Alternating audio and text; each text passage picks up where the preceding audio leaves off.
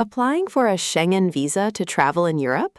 The photo is part of the application, and a wrong one slows you down at the consulate. Here is exactly what a Schengen visa photo needs in 2026. The same standard for all 27 countries, plus one thing many applicants forget. Size.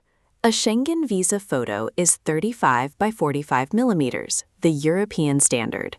Your face, from chin to crown, must fill about 70 to 80% of the height, so the head is large and centered. Most consulates ask for 2 recent identical photos. Background.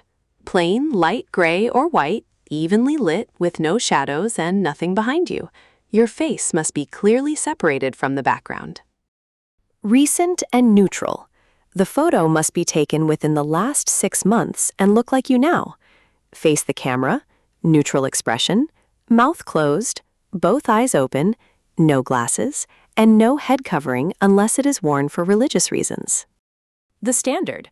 All Schengen countries use the same Icao biometric standard, so one correct photo works for any of them: France, Germany, Italy, Spain, and the rest.